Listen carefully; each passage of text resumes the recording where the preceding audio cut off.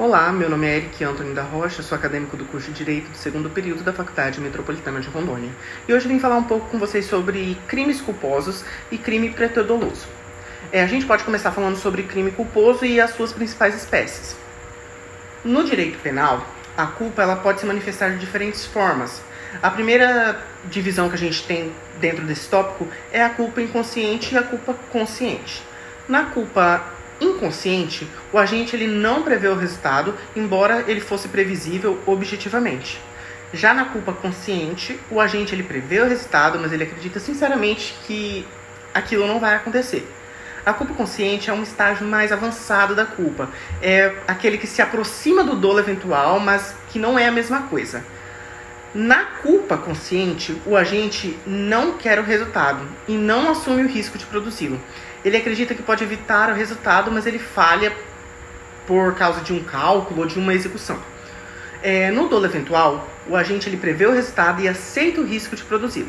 Um exemplo que pode ser citado é quando alguém decide entrar numa calçada, um motoqueiro, e ele acaba atropelando alguém, porque ele quer chegar rápido em algum lugar. Ela prevê que pode atropelar alguém, mas acredita que vai conseguir evitar. Se ele acredita sinceramente nisso, é culpa consciente. Se ele assume o risco de matar alguém, é dolo eventual. Vamos falar agora sobre culpa própria e culpa imprópria. Na culpa própria, o agente ele não quer o resultado e não assume o risco, sendo que essa é a forma mais comum. A culpa imprópria ela ocorre quando o agente quer o resultado, mas atua sobre um nível inexcusável, sobre ilicitude. Ou seja, é quando é como um dolo, né? Ele age como um dolo, mas a lei pune como se fosse culpa. Um exemplo que a gente tem é quando um pai ele vê um vulto no quarto, pensa que é um ladrão e atira para matar. Mas na verdade é sua filha. Ele agiu com a intenção, mas errou de forma inaceitável, respondendo por homicídio culposo e não doloso. No caso, sendo culpa, cabe tentativa, pois há dolo na ação. Outra espécie importante é a culpa imediata ou indireta, que ocorre quando o agente, com sua conduta culposa, causa indiretamente o resultado. Um exemplo que eu posso citar é após uma tortura, uma pessoa ela foge desesperada, atravessa a rua, passa um carro e atropela ela. O torturador, além de preso por tortura, ele é preso por homicídio culposo. É importante mencionar também a culpa presumida, que existia anos antes do Código Penal, de 1940. Era a ideia que bastava a violação de uma regra para haver culpa. Hoje essa forma já foi abolida no Brasil. A culpa não se presume.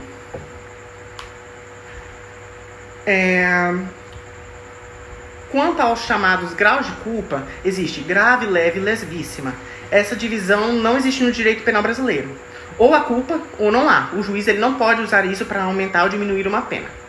O que existe são modalidades de culpa: imprudência, negligência, imperícias e espécies que são consciente, inconsciente, própria, imprópria, mediata e presumida, que foi o que a gente já citou acima.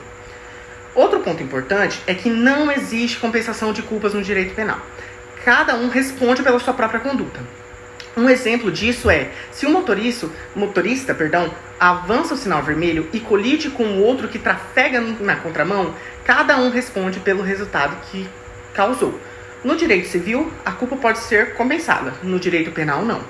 Porém, a culpa da vítima ela pode ser considerada uma circunstância favorável na hora de fixar a pena. Se a culpa é exclusivamente da vítima, exclui a culpa do agente.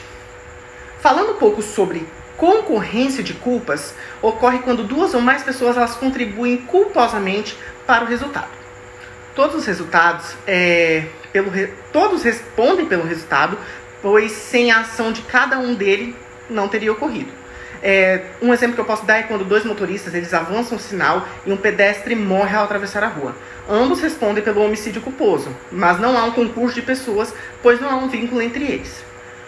Por fim, o caráter excepcional do crime culposo só se pune a culpa quando a lei prevê expressamente. Se a lei não fala, o crime só pode ser punido a título do dolo.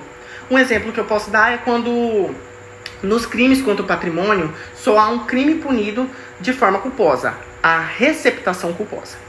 Outros, como dano culposos, que não são punidos pelo Código Penal comum, apenas pelo Código Penal militar.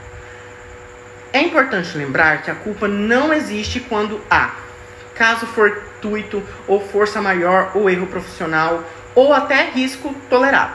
Assim, o direito penal, ele pune a culpa, mas com cautela e de forma excepcional. Agora nós podemos falar sobre o crime preterdoloso. O que seria?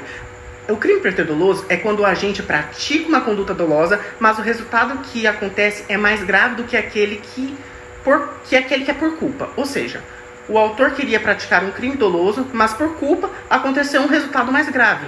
Esse crime é uma figura híbrida, pois tem o dolo na conduta inicial e culpa no resultado mais grave. Não é um terceiro tipo de intenção ou culpa, mas a combinação dos dois elementos, entenderam?